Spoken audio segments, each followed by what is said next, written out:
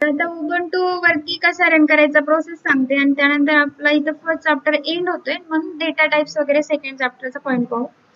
तर उबंटू वरती रन करताना प्रोसेस सांगतेय. स्क्रीन दिसते का पहा सगळ्यांना?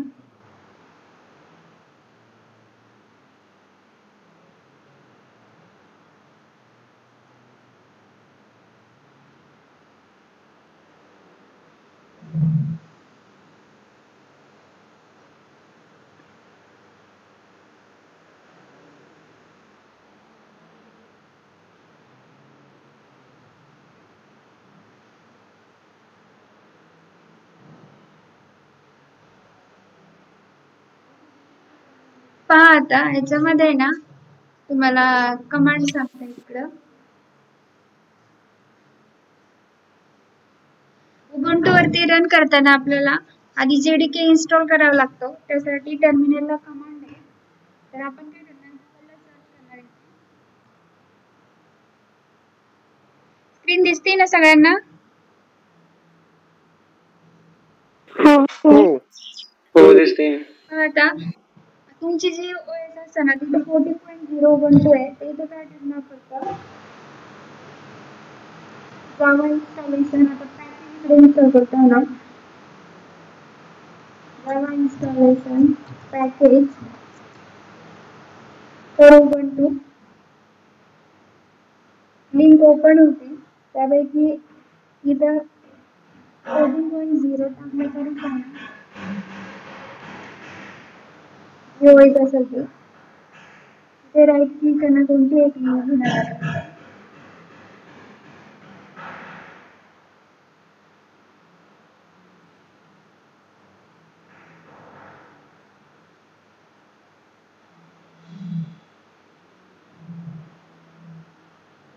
हा इथं तुमच्या समोर कमांड आहे. आधी कोणतेही पॅकेज इन्स्टॉल करताना अपडेट करून घ्यायचं. तर मग काय पहिली अपडेटची कमांड आहे. ही आपण कॉपी करून घेणार. कॉपी केल्यानंतर आपण टर्मिनलला जाणार उबंटूच्या. इथे राईट क्लिक करून पेस्ट करणार आणि एंटर मारणार. जो काही पासवर्ड असेल तो टाकणार. इथं व्हेरिफिकेशन होईल आणि अपडेट होईल बाकीचे सॉफ्टवेअर. आणि त्यानंतर इथं कमांड पहा काय आहे, sudo apt-get install default-jdk ही कमांड आहे. तिला कॉपी करणार. ही प्रोसेसिंग झाली आहे. त्यानंतर आपली नेक्स्ट कमांड जी आहे ती इथं पेस्ट करणार. काय, sudo apt-get install default-jdk. Net connection पाहिजे इन्स्टॉल करताना. हा प्रोसेसिंग होती आहे. त्यानंतर आपल्याला JRE ची नेक्स्ट कमांड आहे ती कॉपी करणार. इथे टाकणार.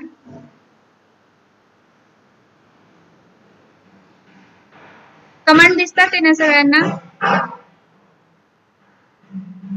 बोला पटकन. हो दिसत. ते टाकणार. एंटर मारणार. प्रोसेसिंग होईल. इन्स्टॉल झालं का नाही चेक करण्यासाठी मॅन्युअल पेज साठी मॅन जावा सी टाकणार आणि एंटर मारणार. जावाचे पॅकेज इन्स्टॉल आलंय. आता इंटरनल एक्सटर्नल अशी एरर येते. त्यानंतर यातून एक्झिट झालोय. आता एक सिंपल प्रोग्राम रन करून पाहू.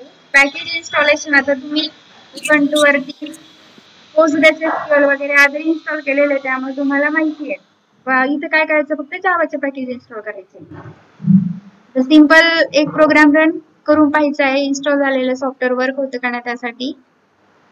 हा इथे गेलो आपण. एक न्यू फोल्डर क्रिएट करू. सपोज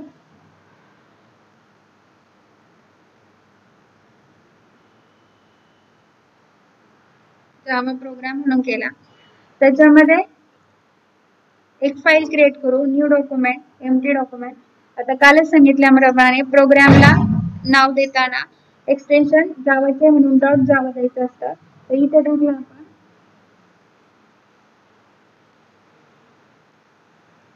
फर्स्ट प्रोग्राम म्हणून दिला.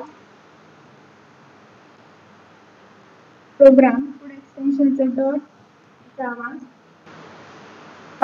आधी फाईल सेव्ह करून घ्यायची जेणेकरून तिथं हायलाइट कलर मध्ये येतात. सेव्ह नाही केली तर सगळं ब्लॅक कलर मध्ये तुम्ही जे प्रोग्राम लिहिता तो येतो.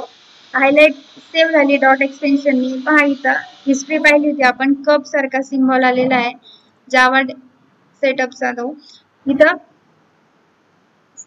सेव्ह केल्यानंतर आता प्रोग्राम लिहायचा आपल्याला. काय करणार, प्रिंट करण्यासाठी क्लास सेव्ह केली त्यामुळे असं क्लास ग्रीन कलर मध्ये, प्रिंट करताना रेड, हे असे हायलाइट होतात. मग एरर वगैरे फाइंड आउट करायला किंवा काही सिंटॅक्स एरर आले ते इझिली फाइंड आउट होतात. क्लास टाकला, क्लास नेम लिहायचा.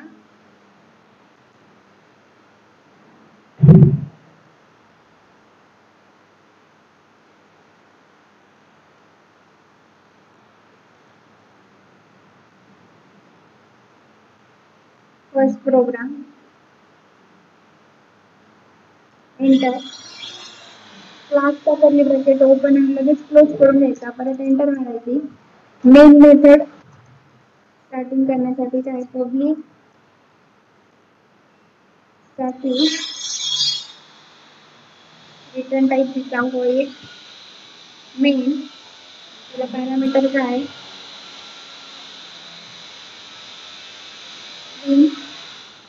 args. एंटर मारला, मेथड कर्ली ब्रॅकेट नंतर लक्षात राहते लगेच क्लोज करायचं आहे. सिंटॅक्स बरोबर लिहिताना आपल्याला मेसेज प्रिंट करायचा आहे. इथे टाकणार सिस्टम डॉट आउट डॉट प्रिंटएलएन, एक मेसेज प्रिंट करणार.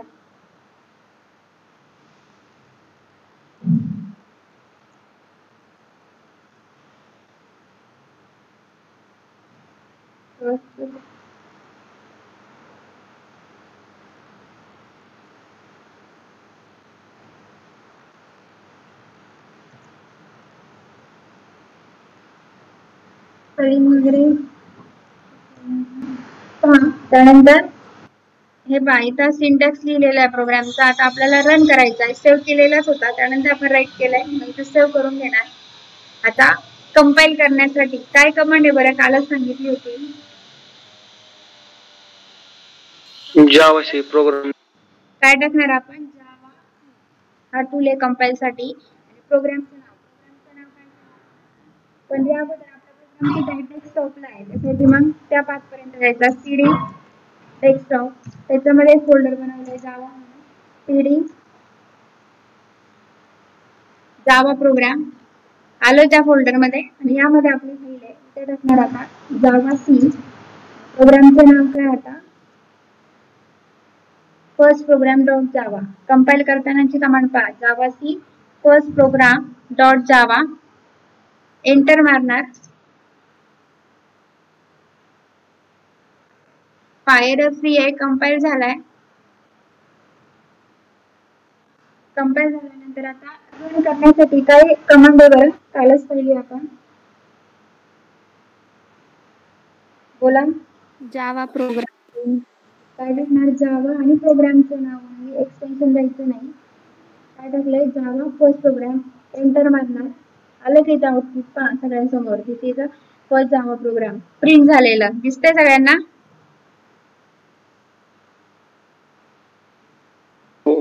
आता याची क्लास फाईल क्रिएट केलेली पहा इथं.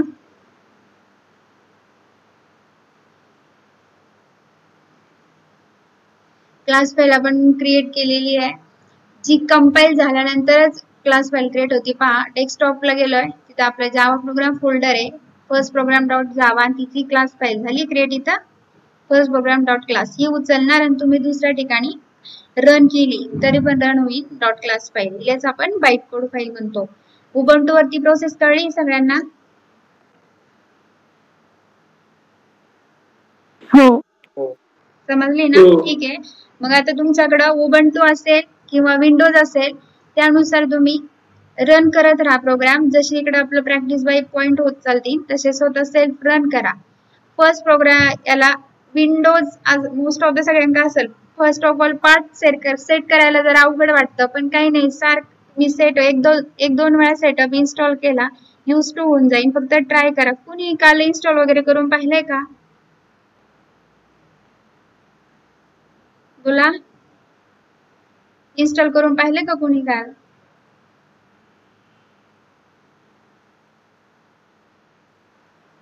नाही, आज पाहत होता.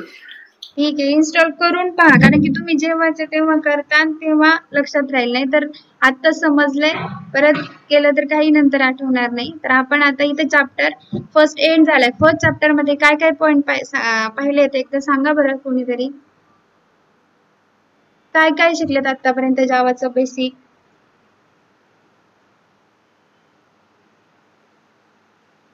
नोटबुक घेऊन बसत चला. कोणते कोणते पॉइंट पाहिलेले आहेत फर्स्ट चॅप्टरचे? सुरुवातीला इंट्रोडक्शन, त्यानंतर हिस्ट्री ऑफ जावा, त्यानंतर फीचर्स, त्यानंतर सी, C++ आणि जावा त्यांच्यातले डिफरन्सचे ते 2 पॉइंट, त्यानंतर रन करण्यासाठीच JVM आर्किटेक्चर आणि त्याच्या फिगर्स, त्याच्यानंतर आणि त्यानंतर जावाचे टूल्स आणि एडिटर्स, त्यामध्ये जावा डॉक, त्यानंतर 3-4 पॉइंट होते, जावा PH, त्याच्यानंतर जावा प्रोग्रामच्या कंपायलिंगचा आणि एक्झिक्युटिव्ह टास्क आणि पाथ सेटिंगचा पाहिजे. ठीक आहे, इथपर्यंत आपण पाहिलेलं आहे.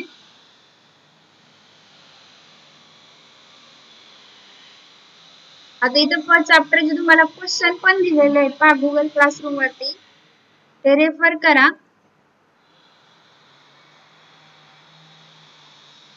आता सेकंड चॅप्टर स्टार्ट करू. सेकंड चॅप्टर मध्ये तुम्हाला आता शिकताना बेसिक कमांड्स, कमेंट कोणकोणत्या वापरतात, त्याचे डेटा टाइप्स कोणते कोणते वापरणार यूज करणार आहे आपण इथे. त्यानंतर तुमचे कन्सोल थ्रू इनपुट कसं घ्यायचं, त्यानंतर स्कॅनर थ्रू कसे घ्यायचे, असे वेगवेगळे क्लासेस आहे. कमांड लाईन आर्ग्युमेंट थ्रू कसं घ्यायचं हे पाहणार आहे आपण. तर मग आता त्यातला फर्स्ट पॉइंट पाहू. जावाच्या तुम्ही सिंगल लाईन आणि मल्टी लाईन कमेंट 2 पाहिलेल्या होत्या. जावामध्ये एक्स्ट्रा एक आलेली आहे, तिचं वर्किंग कोणत्या वेने होत आहे. तर पॉइंट आहे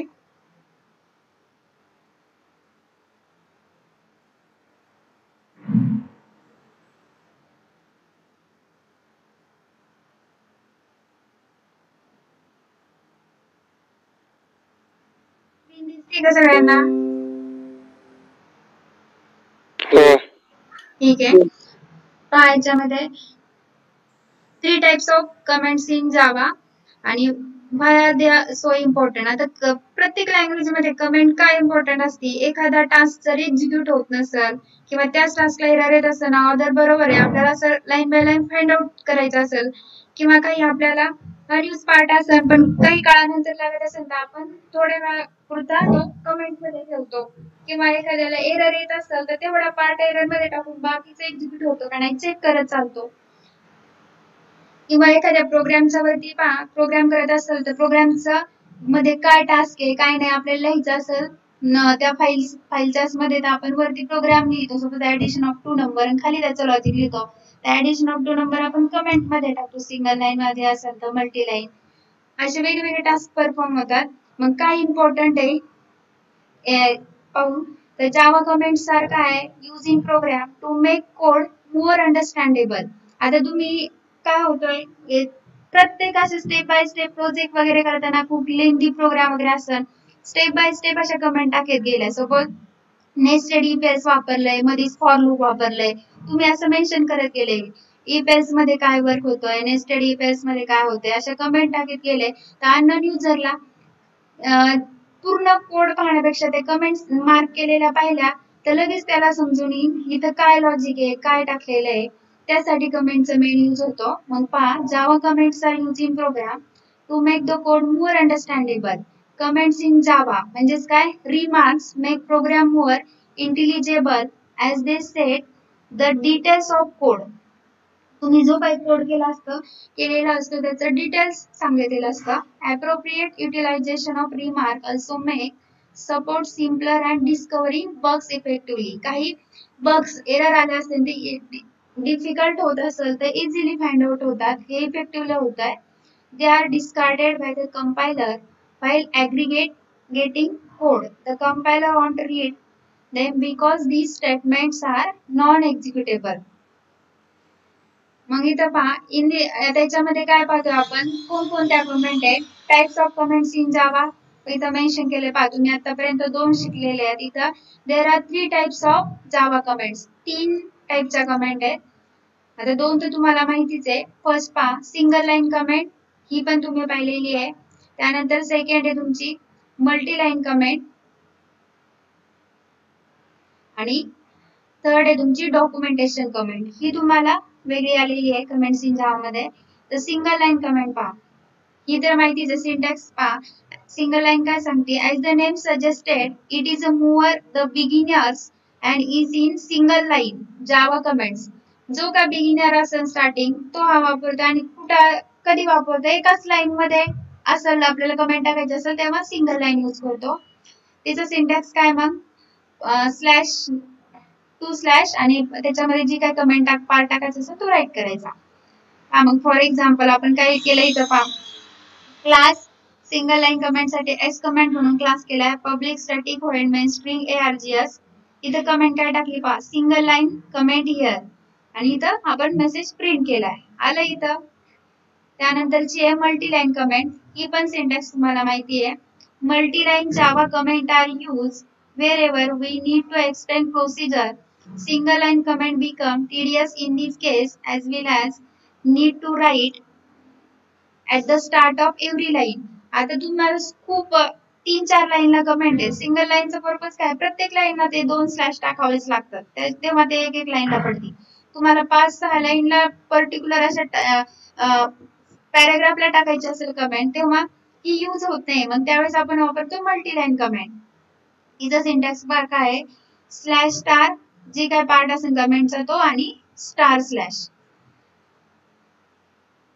आणि इथे क्लास कमेंट घेतलाय public static void main print केला आणि इथं काय केलंय कमेंट टाकली पहा स्लॅश स्टार त्याच्यामध्ये जो पार्ट असेल तो स्टार स्लॅश कमेंट मधला पार्ट ज्यामध्ये ब्ल्यू लाईनने दिसतो तुम्ही प्रोग्राम जेव्हा करताना कमेंट टाकून बघा त्याच्यामध्ये सिंगल लाईन मल्टी लाईन या दोन आता तुम्हाला सिंटॅक्स एक माहिती आता थर्ड आली आहे कोणती आहे डॉक्युमेंटेशन कमेंट ही कशी वर्क होती पहा this kind of Java comment is utilise by large code आता मल्टी लाईन कमेंट पण कशी यूज होतीये तुमच्या एका पॅरेग्राफ पुरती होते परत तुमचा खाली कोड एक्झिक्युटेबल असेल परत तुम्ही टाकताय आता डॉक्युमेंटेशन कमेंट कशी आहे खूप लेंदी कोड असेल त्यावेळेस वापरतो ही this kind of Java comment is utilise by large code for programming bundle तुम्ही एखादा प्रोजेक्ट वगैरे करता सगळ्या फाईल्स आहेत त्याच्यामध्ये प्रोग्रामिंगचा बंडल आहे since it produce documentation page for reference त्यावेळी डॉक्युमेंटेशन कमेंट करतो म्हणजे काय माहिती का ती केली ना HTML चे पेजेस जनरेट होतात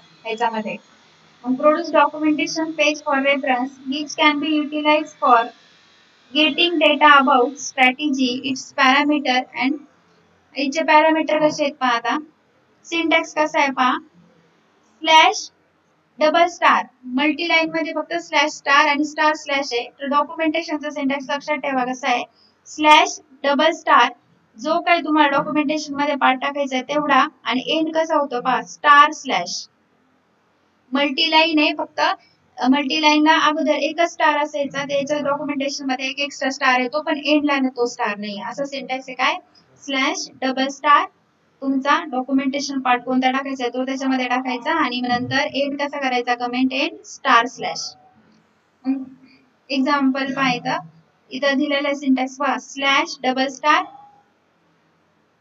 आणि इथं एंड झाली इथं पहा स्टार स्लॅश जो पार्ट असेल तो याच्यामध्ये टाकू शकताय अशा 3 कमेंट्स आहेत कोणत्या कोणत्या 3 कमेंट आहेत तुमच्या बोला सिंगल मल्टीलाईन आणि डॉक्युमेंटेशन तर ह्या आपण प्रोग्राम मध्ये टाकून पाहू कोणत्या वेळी वर्क होतात त्या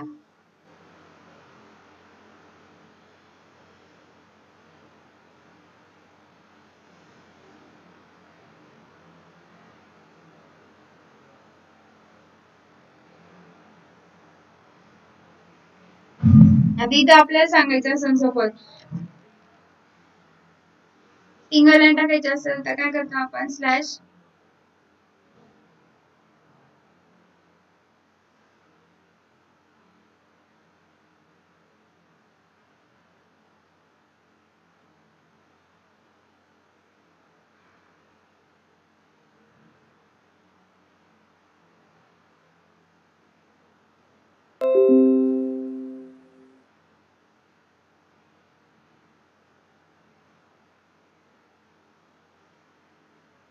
स्क्रीन दिसती का सगळ्यांना?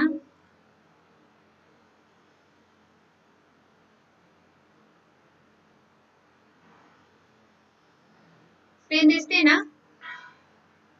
हो. सिंगल लाईन तुम्हाला माहितीच आहे. पहा, कमेंट जो सेक्शन लागतो तो ब्ल्यू कलर मध्ये येतो. सिंगल लाईन कमेंट मध्ये लिहिलं आपण सपोज फर्स्ट प्रोग्राम एक्झिबिशन.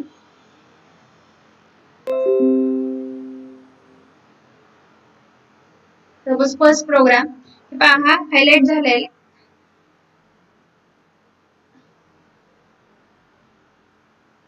जे असेल ते.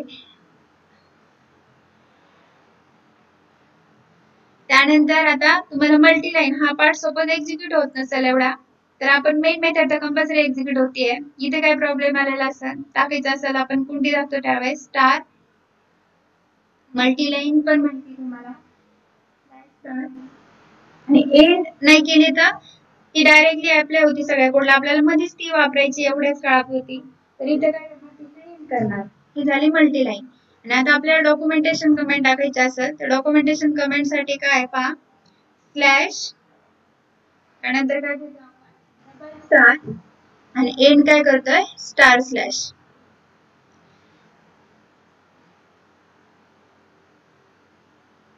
आता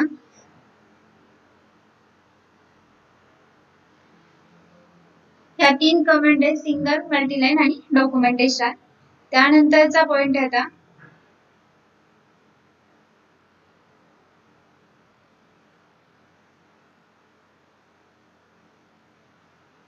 तुमचे डेटा टाइप्स कोणते कोणते वापरले जातात ते पाहू.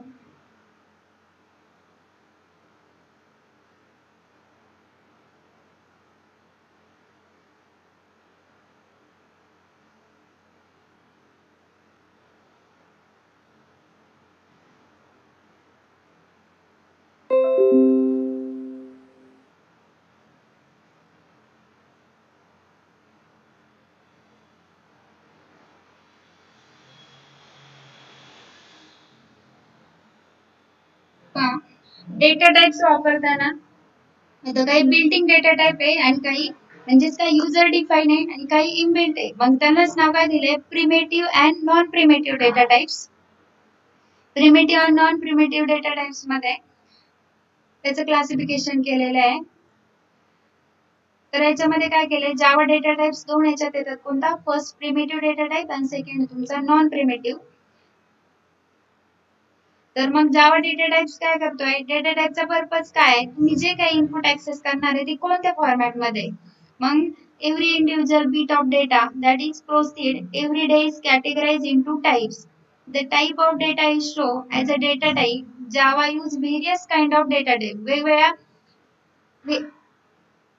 स्क्रीन दिसते ना सगळ्यांना? हो. ठीक आहे.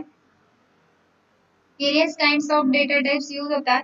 तर फर्स्ट आहे तुमचा प्रिमिटिव्ह. मग प्रिमिटिव्ह कोणता आहे, आता तुम्ही आतापर्यंत पाहिलेला इंट, फ्लोट, डबल आहे. इंट साठी तुम्ही int वापरता, तिथं आपण लिहू शकतो का इंटिजर शब्द, किंवा फ्लोट आहे, फ्लोटचा स्मॉल मध्ये डेटा टाइप असतात, फ्लोटचा एक कॅपिटल काढू शकता का, नाही. हे सिस्टीमने डिफाइन केलेले प्रिमिटिव्ह डेटा टाइप्स म्हणले जातात, जे ऑलरेडी डिफाइन असतात. मग प्रिमिटिव्ह डेटा टाइप्स पहा, these are data types are already hard coded into the compiler to be recognized when program is executed. तुम्ही आता हे काय कंपायलरनी डिफाइन केलेले आहे, तुम्ही जेव्हा वापरता प्रोग्राम मध्ये तेव्हा ते एक्झिक्यूट होतात. फॉर एक्झाम्पल काय, इंटिजर, फ्लोट, लॉंग, शॉर्ट हे जे आहेत प्रिमिटिव्ह डेटा टाइप्स आहेत. मग आता नॉन प्रिमिटिव्ह कोणता, तुम्ही आता क्लास केला, क्लासला नाव दिलेलं आहे, स्वतः दिलेलं, त्याच्यामध्ये पहा नॉन प्रिमिटिव्ह म्हणजे काय, हा यूजर डिफाइन करतो.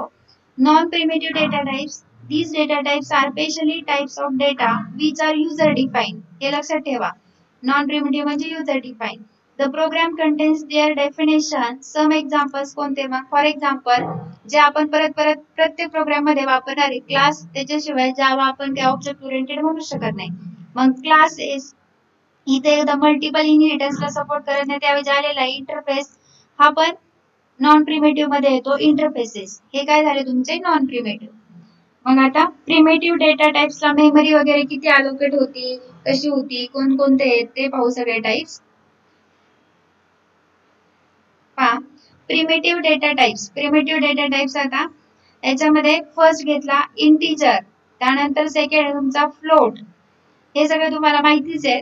त्यानंतर थर्ड एक कॅरेक्टर साठी कॅर, नंतर boolean, true false value, byte, तुमचा स्लॉटेड फॉर्मॅट मध्ये 8 बीटचा एक बाईट तयार होतो. त्यानंतर शॉर्ट, लॉंग, डबल.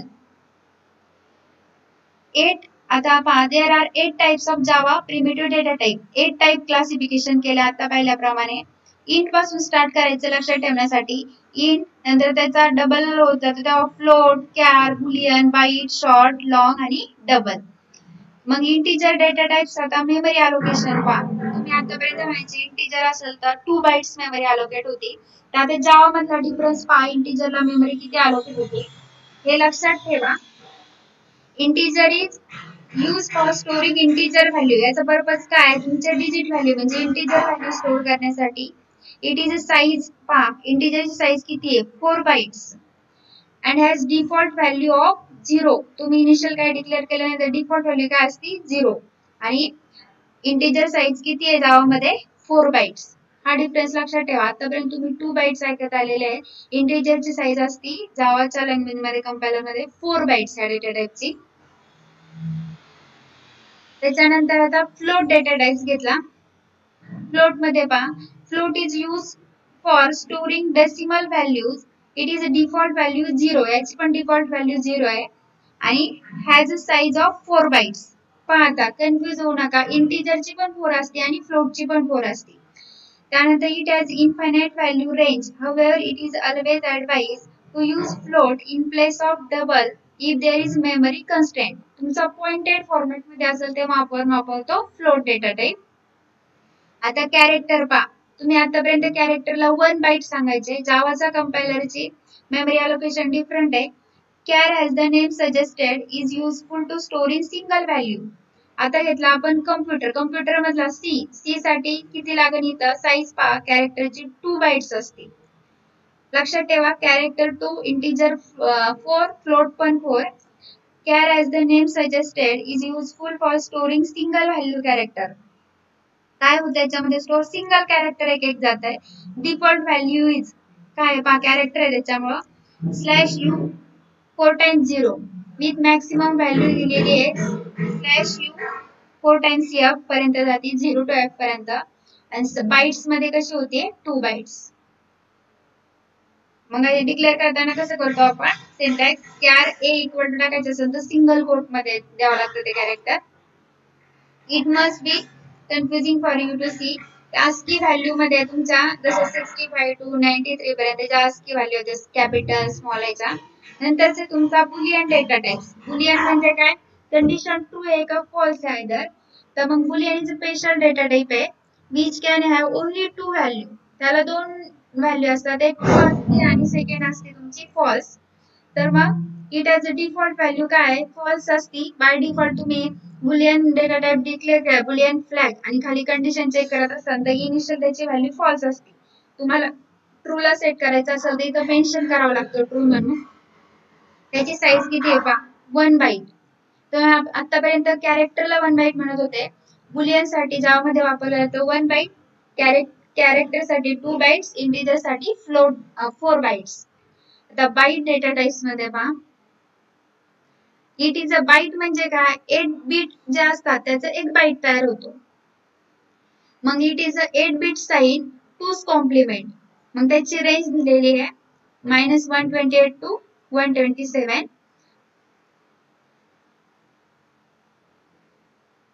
आता शॉर्ट डेटा टाइप पहा. Short data type this data type is also similar to the integer data type. हा कसा आहे इंटिजर सारखाच आहे similar to integer data type. However it is 2 times smaller than integer data types. Integer पेक्षा 2 times smaller असतो. तिचं minimum range सांगितलेली range format. त्यानंतर तुमचा लॉंग डेटा टाइप. लॉंग मध्ये काय सांगितलं पहा this data types primarily store. Long मध्ये काय असतात 64 बिट इंटिजर असतात.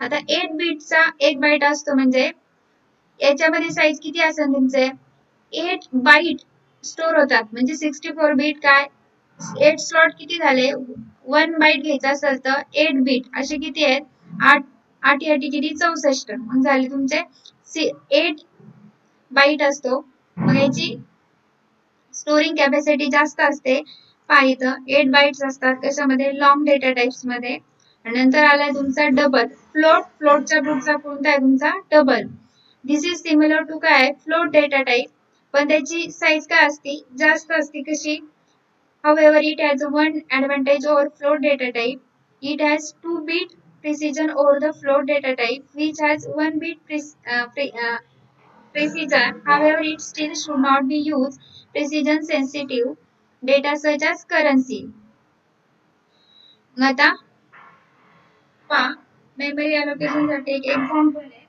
आपण 8 डेटा टाइप पाहिलेले आहेत तुम्ही अगोदर पण पाहिलेले आहेत इंटिजर स्टार्टिंगला तुमचा येतो इंटिजर त्यानंतर फ्लोट कॅर बुलियन त्यानंतर काय आलेलं आहे शॉर्ट तुमचा लॉंग आणि नंतर आलाय तुमचा डबल हे डेटा टाइप्स आहे पहा आता एक क्लास डिक्लेअर केला इंटिजरची व्हॅल्यू घेतली आहे 10 बाइट शॉर्ट घेतलेला आहे त्याची व्हॅल्यू घेतली आहे 2 बाइट घेतलाय व्हॅल्यू घेतली 6 लॉंग घेतलाय त्याची व्हॅल्यू आपण प्रिंट केली आहे लॉंग मध्ये 64 बीट असतात फ्लोट घेतलाय पहा 65 पॉइंट मध्ये व्हॅल्यू डिक्लेअर केली डबल घेतलाय पहा इथं पुढे असं एफ आणि फ्लोट असेल तर एफ आणि डबल असेल तर डी ह्या मेन्शन करू आणि सगळे प्रिंट केलेत याची व्हॅल्यू प्रिंट झाल्या इंटिजर व्हेरिएबल मध्ये व्हॅल्यू किती आली 10 याच्यामध्ये 2 याची 6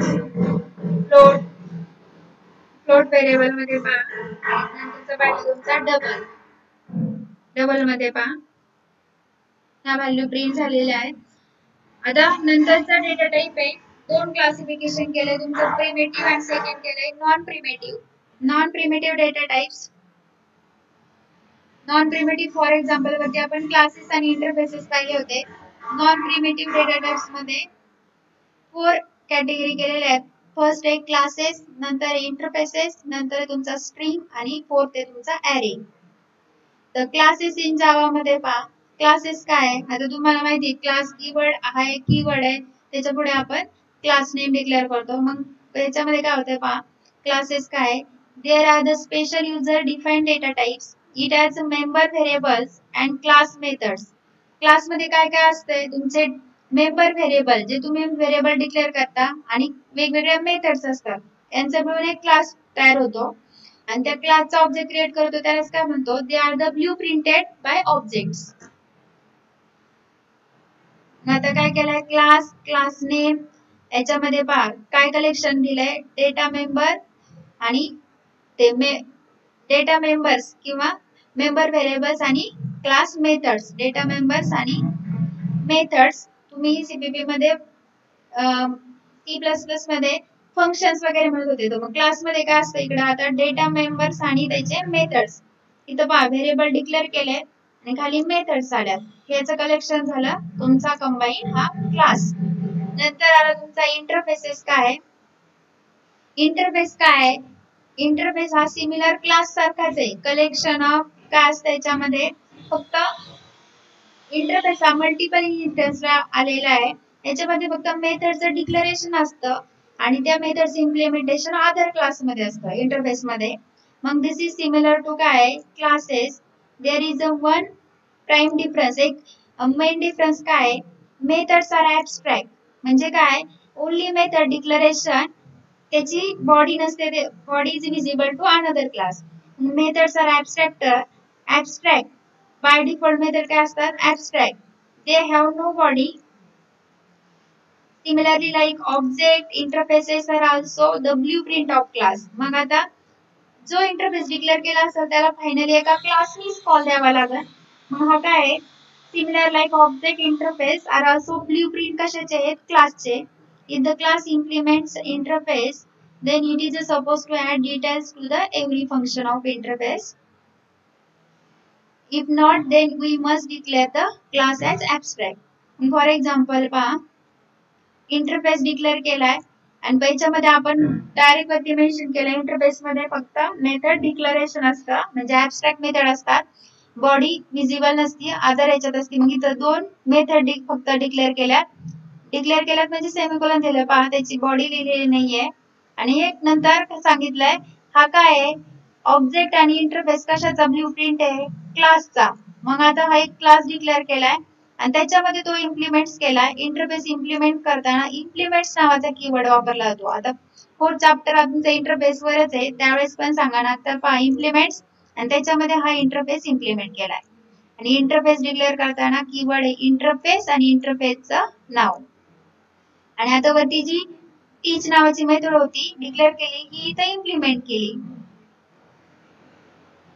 आणि थर्ड आहे तुमचा non primitive data type string मध्ये पहा you may be known string as a collection of character आता वेगवेगळे 4-5 कॅरेक्टर एकत्र आले एक बंच तयार होतो त्याला आपण स्ट्रिंग म्हणतोय मग you may know the string is a collection of कॅरेक्टरचं कलेक्शन असतं but in Java string is completely different class हा एक डिफरंट क्लास आहे इट्स लोकेटेड आता जावाचे वेगवेगळे पॅकेजेस येतात आता ह्या चॅप्टर मध्ये तुम्हाला पुढे सांगितलं पॅकेज काय आहे जसं तुम्ही सी मध्ये डिरेक्टरी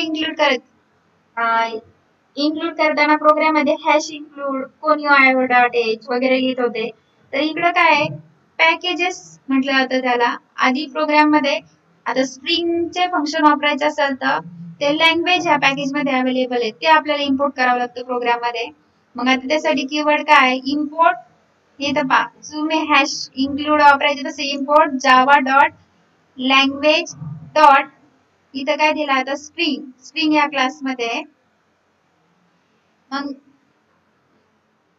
स्ट्रिंग एंड कशाने होती तुमचा /o ह्या कॅरेक्टरनी किंवा नल NULL जे वापरतो आपण त्या नलने एंड करतो जावाचे lot of methods for manipulating string मग स्ट्रिंगचे वेगवेगळ्या मेथड आहे पहा सब स्ट्रिंग तयार करता येते स्ट्रिंगची लेंथ फाइंड आउट करता येते strcat नावाची आहे strlen म्हणून आहे दोन स्ट्रिंग कंपेअर करता येतात strmp अशी कंपेअर स्ट्रिंग रिव्हर्स करता येते असे स्ट्रिंगचे वेगवेगळे फंक्शन्स आहेत standard string s equal to पहा स्ट्रिंग डिक्लेअर करताना डबल कोट मध्ये जी काय स्ट्रिंग असेल ती डिक्लेअर करता येते मग आता आपण हिची सब स्ट्रिंग चं फंक्शन आहे सब स्ट्रिंग म्हणून एक फंक्शन आहे s डॉट सब स्ट्रिंग टाकली 0 to 9 पर्यंत 0 म्हणजे कुठून डी या कॅरेक्टर पासून 9 पर्यंत 0 1 2 3 4 5 6 7 8 आणि 9 नंतर स्पेस आहे मग एवढी पूर्ण स्ट्रिंग उचलली आणि इथं आले पहा डेटा प्लेअर स्पेस पण एक कॅरेक्टर कन्सिडर केला तो हा इज हे दोन कॅरेक्टर परत इथे एक स्पेस आला हे पण एक कॅरेक्टर असा थर्ड आहे तुमचा string non primitive data type आणि आता फोर्थ आहे array काय special memory location that can store collection of homogeneous data type आता तुम्ही array ची डेफिनेशन फर्स्ट इयर पासून शिकत आले array काय वेग कलेक्शन कसे पण होमोजेनियस डेटा टाइप इंटिजरचे घेतले मेंबर कलेक्शन सगळं 10 इंटिजर घेतले ते सगळे 10 इंटिजर्स टाइप आहे स्ट्रिंग घेतलं तर स्ट्रिंगच आहे मग array are special memory location आहे that स्टोर कसे होतात collection of homogeneous data type they are index array always start indexing from array ची इंडेक्स कशी स्टार्ट होती 0 and dynamic allocation of array is there in java array in java can be passed method parameter पहा आता याचा syntax पहा हा difference आहे array declare करतानाचा सिंटॅक्स काय केला जातो कोणत्या टाइपचा आता आपले इंटिजर टाइपचा array डिक्लेअर करायचा तर सिंटॅक्स कसा आहे पहा डेटा टाइप काय घेतला इंट array ला नाव काय द्यायचंय आपण दिला तिथे ARR array त्यानंतर array चा हा symbol equals to memory allocate कशी होती न्यू त्यानंतर डेटा टाइप काय घेतला इंट आणि किती डिक्लेअर करायचं आपल्याला 100 मग याच्यामध्ये काय होतंय these create storage space for 100 integer तसंच आपल्याला फ्लोट चा करायचा असेल तर काय करणार आपण float array equals to new float आणि किती फ्लोट घ्यायचे आपल्याला 20 30 काय व्हॅल्यू द्या अशा वेळी डिक्लेअर होतो. सिंटॅक्स लक्षात ठेवा, डेटा टाईप, त्यानंतर अरेचं name equal to new data type आणि ब्रॅकेटमध्ये त्याची साईज, ह्या वेळी डिक्लेअर करतो. फॉर एक्झाम्पल पहा आपल्याला अरे हा आयओ पॅकेज मध्ये इम्पोर्ट केलेला आहे. मग आता पॅकेज कसं इम्पोर्ट करायचं पहा, इथं पाहिलं इम्पोर्ट कीवर्ड आहे त्यासाठी इम्पोर्ट जावा डॉट सिंपल. आपल्याला मग हॅलो वर्ड प्रिंट करायचं होतं किंवा सिंपल जावा प्रोग्राम, त्याच्यासाठी कोणतंही पॅकेज लागत नाही, म्हणून आपण पॅकेज इम्पोर्टच केला नव्हता, क्लास टाकला होता, मेन मेथड लिहिली होती. आदर तुम्ही आता सिस्टीम कडून वगैरे इनपुट घेत असतात त्यावेळेस आपल्याला पॅकेजेस लागतात. सिंटॅक्स लक्षात ठेवा फक्त इम्पोर्ट जावा डॉट आणि त्याच्या पुढे वेगवेगळे पॅकेज येतात. आयओ म्हणजे काय, इनपुट आउटपुट. युटिल तुमचे डेट टाइम करंटली सिस्टीमचा प्रिंट करायचं असेल तर त्यामध्ये युटिल आहे. लँग्वेज जर लागत असेल तर फक्त एलएनजी. हे जो पुढचा डॉटच्या नंतर आहे एवढाच पार्ट चेंज होतो, नाही तर पॅकेजचा सिंटॅक्स सेम आहे. काय, इम्पोर्ट जावा डॉट, इथं आयओ म्हणून आयओ घेतलाय, इथं युटिल आहे म्हणून युटिल घेतलंय, आणि डॉट तुम्हाला आता याच्या पुढे क्लासेस असतात. आता सपोज घेतला import Java dot LNG dot, तुम्हाला सपोज याच्यामध्ये स्ट्रिंग फेच करायचा असं माहित असतात तर डायरेक्ट स्ट्रिंग्स टाका, पण एवढं कन्फ्युज मध्ये पडायचंच नाही. त्यात जेवढे क्लासेस असतील त्याचे सुटेबल असेल किंवा ऍक्सेस करायचं असेल तर डॉट स्टार आणि सेमीकोलन असं देतो आपण.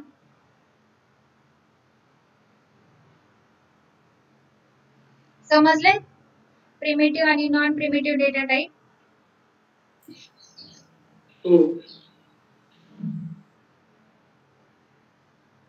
प्रिमिटिव्ह डेटा टाइप कोणते सांगा मला.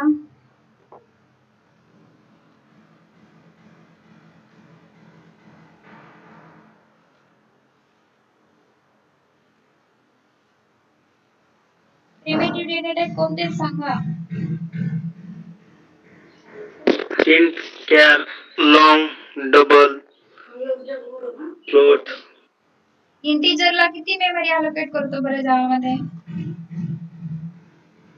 इंटिजर डेटा टाइप साठी 2 बाइट्स. किती? 2. मग सगळं शिकवलेलं समजलं. इंटिजर साठी किती बाईट सांगितली होती मी? 4 बाईट. इंटिजरला आता हा डिफरन्स लक्षात ठेवा. जावा कंपाइलर मध्ये इंटिजर साठी किती बाईट? बोला. 4 बाईट्स. 4 बाईट्स. इंटिजर साठी 4 बाईट्स. आणि कॅरेक्टर साठी किती बरं?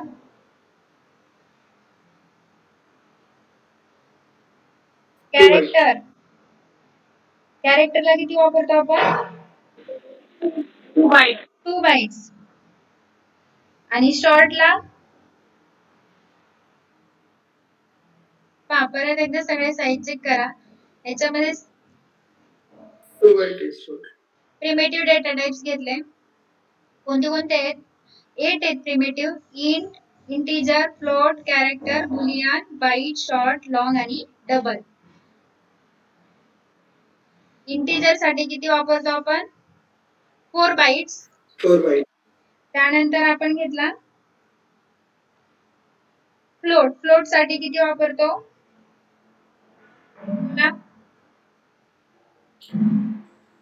4 बाइट्स. 4 बाईट. किती? फ्लोट साठी 4 बाईट्स. त्यानंतर आहे तुमचा कॅरेक्टर. कॅरेक्टर साठी किती? 2 बाईट. 2 बाईट्स. बुलियन. बुलियन साठी किती आहे?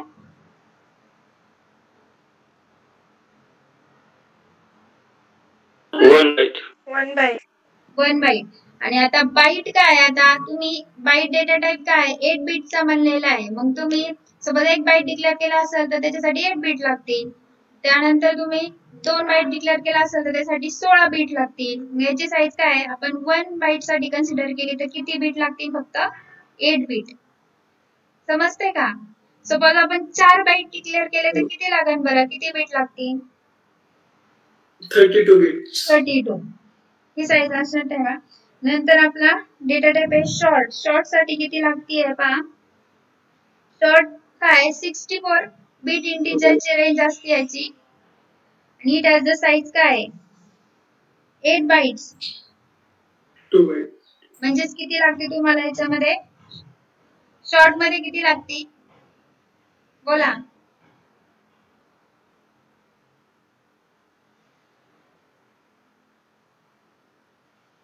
This data type is also similar to कशा सोबत similar आहे?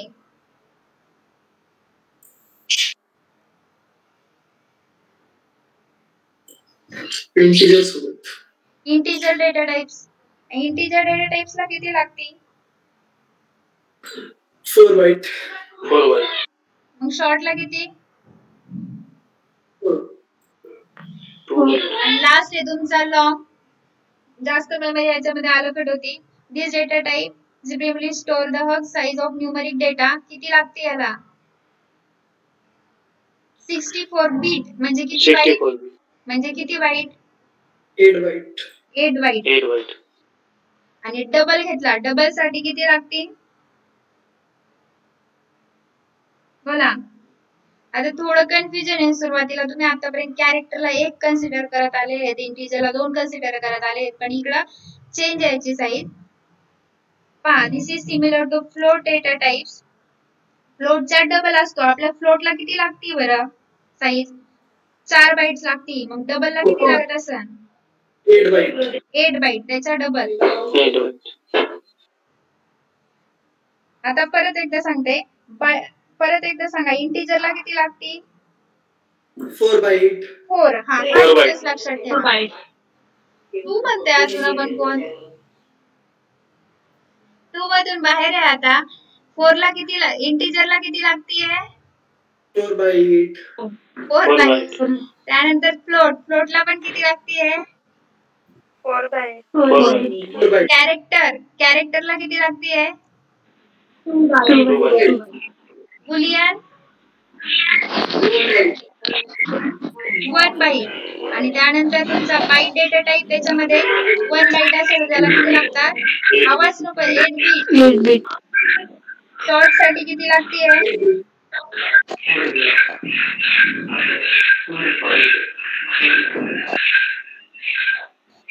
4 bytes. शॉर्टला 2 बाईटच. सॉरी, शॉर्ट साठी पहा, this data type is also similar काय? इंटिजर, पण काय? 2 times smaller than integer data types. किती लागत असेल मग? 2 2 बाईट. bytes. 2 बाइट्स. हे सेंटेन्स लक्षात ठेवा. हा काय? स्मॉलर इंटिजर पेक्षा इंटिजरला आपल्याला लागते 4 बाइट्स. म्हणजे शॉर्टला किती लागत असेल त्याचे निम्मी, किती? 2 बाइट्स. नंतर आला तुमचा लॉंगला किती लागते? 8 bytes. 8. डबलला 8 बाईट. डबलला पण काय लागते? 8 बाइट. फ्लोटचा 8 bytes. डबल असतो. फ्लोटला किती आहे? 4. ठीक आहे. आणि नॉन प्रिमिटिव्ह डेटा टाइप्स पाहिले आहेत 4 आपण. कोणते? Classes, interfaces, string, arrays. Classes, interfaces, string आणि ॲरे. क्लास कशाचं कलेक्शन असतं सांगा बरं एक रफ. क्लास मध्ये काय काय असतं? Data member and member function. हा, आता class is a collection of data members आणि member function. Member function.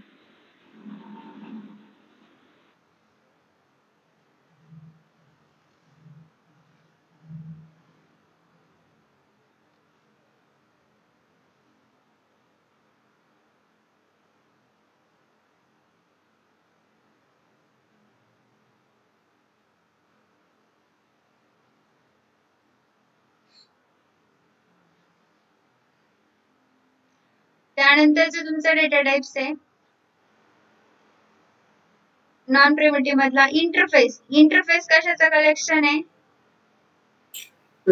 Same class सारखाच असतो, फक्त त्यामध्ये ऍबस्ट्रॅक्ट मेथड असतात. म्हणजे डिक्लेरेशन केलेलं असतं, पण त्या क्लासमध्ये बॉडी नसते त्याची. हा, हो, बरोबर. इंटरफेस सेम सिमिलर टू काय? क्लास आहे, पण याच्यामध्ये काय? Abstract method. ऍबस्ट्रॅक्ट म्हणजे काय? They have no body. इथं बा. आणि कीवर्ड जसा क्लास साठी क्लास असतो तसा इंटरफेस साठी काय असतो? इंटरफेस, इंटरफेस नेम आणि फक्त मेथडचं डिक्लेरेशन. त्यानंतर आहे स्ट्रिंग. स्ट्रिंग मध्ये काय असतं स्टोर सांगा बरं? Collection of characters. Collection of character. वेगवेगळे कलेक्शन आहे कॅरेक्टर. कोणत्या पॅकेज मध्ये अवेलेबल आहे? पॅकेज हा पण तुम्हाला परत सांगेन कसा इम्पोर्ट वगैरे करायचा. इम्पोर्ट, त्यानंतर जावा डॉट, हा आता LNG मध्ये, आणि इथे टाकलं LNG डॉट. आपला स्पेशल स्ट्रिंग क्लास माहिती म्हणून इथं आपण स्ट्रिंग टाकलाय. पण आता आपल्याला माहित नसल, फक्त LNG पॅकेज आठवत असेल तर इथे import Java dot LNG dot star करून द्यायचा. सगळे त्याच्यातले फेच होतात क्लासेस. आणि लास्ट आहे तुमचा ॲरे. तुम्ही सी लँग्वेज जशी शिकले तेव्हापासून ॲरे पाहत आलेले. ॲरे मध्ये काय कलेक्शन असतं? Collection of homogeneous data. Collection Of of same- homogeneous म्हणजे काय? Similar data type. इंटिजर घेतला तर इंटिजरच कलेक्शन, फ्लोट घेतला तर फ्लोटच कलेक्शन. तो डिक्लेअर कसा करतो हा सिंटॅक्स लक्षात ठेवा ॲरेचा.